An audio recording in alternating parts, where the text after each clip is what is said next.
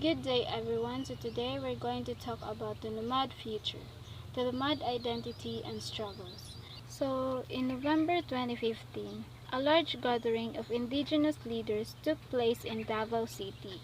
So they hoped to share their experiences and find support. But the event, though dressed as dialogue, had another purpose beneath the surface. Behind the gathering was the National Commission on Indigenous Peoples, or NCIP. So instead of helping, NCIP used the platform to defend the government's image. It wasn't about listening to Lumad's voices. It was about silencing their protests and deflecting attention from state abuses. Rather than supporting unity, the NCIP subtly encouraged division.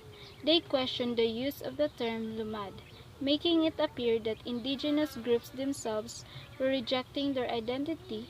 This fractured the collective strength and confused the public. So the attempt to erase the term Lumad was more than semantic. It was a strike against memory. The name carries their history of struggle. By discrediting it, the state was trying to weaken their claim to their identity and their land. While the real problems, displacement, killings, poverty were ignored, the state and media focused on showcasing Lumad dances and traditions. This made it seem like the Lumad were thriving, masking the injustices they face. The Lumad's image was reshaped by outsiders to seem harmless and passive. The truth that there were fighters, survivors, and land defenders was hidden. Their identity was being taken from them and retold in a way that served others' interest. Even though Lumad came from settlers' language, the term was embraced by the indigenous communities as a unifying force. It became a symbol of dignity and defiance, representing their shared pain and shared hope. A young researcher visited an Ata or Mandaya village, expecting pure culture, but she found heartbreaking poverty. The people live in shantas made of banana boxes. Their traditions had not vanished, but been reshaped by their suffering and resilience. In that same village, the Ata or Mandaya were fighting back, reclaiming land from Apeco, a destructive banana plantation. Their forests were gone, their homes were destroyed, but they stood firm. Their battle was not just for land, it was for life, heritage, and future generations. Though the Lumad came from various groups across Mindanao with different beliefs and customs, they shared one unifying experience: displacement and violence at the hands of corporations, armed groups, and government neglect. When mining boomed in Mindanao, the Lumad didn't benefit. Instead, it brought more loss of land, lives, and leaders. Those who stood up were often silenced violently. Corporations began founding private armies to protect their interests. Sometimes they even recruited Lumad individuals, forcing communities to turn against themselves. Survival became even harder when the threat came from within. While outsiders celebrate Lumad songs and rituals, they often ignore the bigger danger. Lumad lives are being lost. Their identity isn't just at risk, it's being erased by violence, greed, and systemic neglect. Is about Lumad identity and their struggle toward their land and culture. Lumad identity, struggle in popular consciousness. So this topic increased visibility. The Lumad gained significant Russian national attention in 2015. This was largely due to specific events like the closure of indigenous schools, forced evacuation of communities, example the Banwaon in Agusans, and killings of leader in Surigao del Sur, linked to state-backed counterinsurgency operations. These incidents forced many Lumad to leave their remote homes for urban centers, bringing their plight into national spotlight. So, for example, is this the Manila Bayan 2015? The Manila Bayan journey to Manila protest camp at the University of the Philippines Diliman's significantly raised awareness. However, subsequent events in 2016, like in Kidapawan, Haran, showed that the victimization in Mindanao's indigenous peoples persisted context of struggles. So this takes stress understanding in complex historical and political economic backdrop.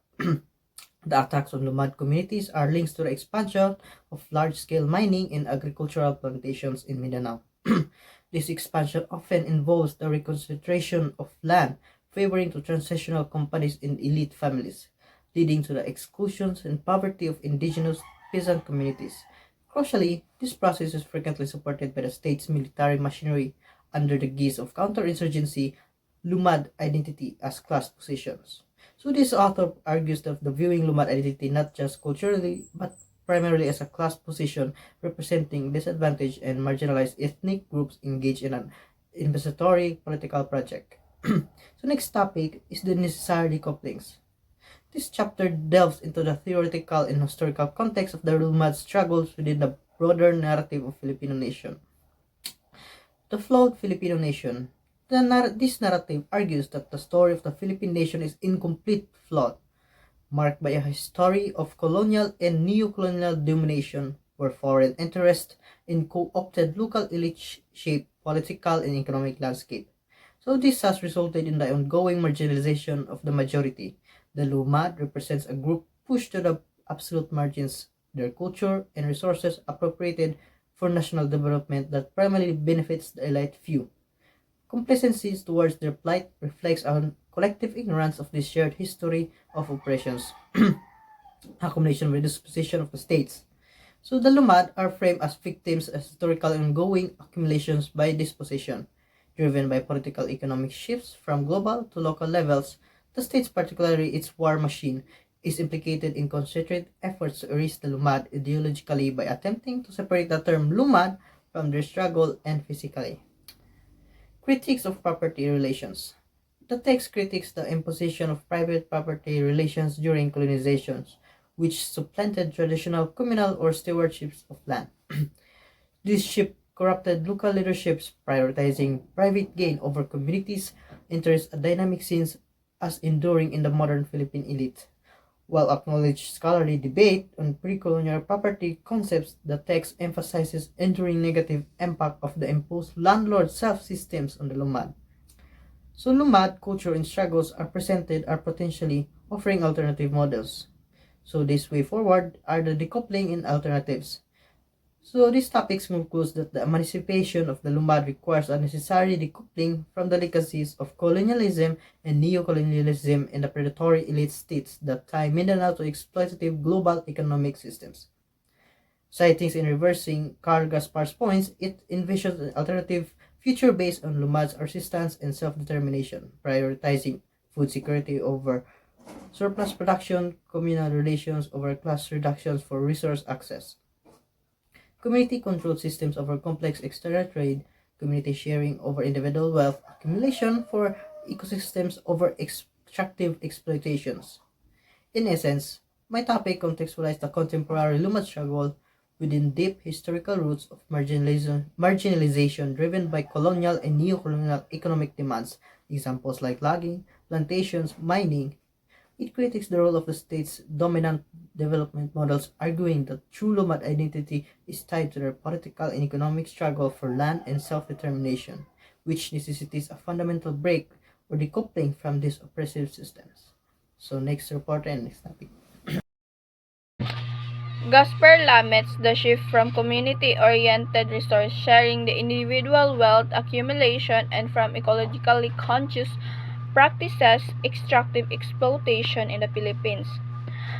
The emancipation of the Lumad necessitates decoupling from colonial and neo-colonial ties to the global economic order, requiring resistance against the predatory states.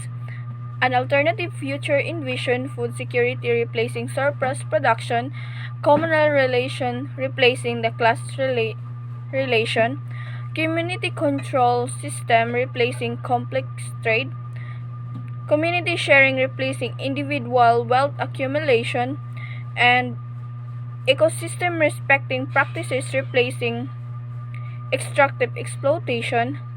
This vision was further solidified by the October 12 to 28, 2016 alliance from 3,000 indigenous delegates from Luzon, Visayas, and Mindanao.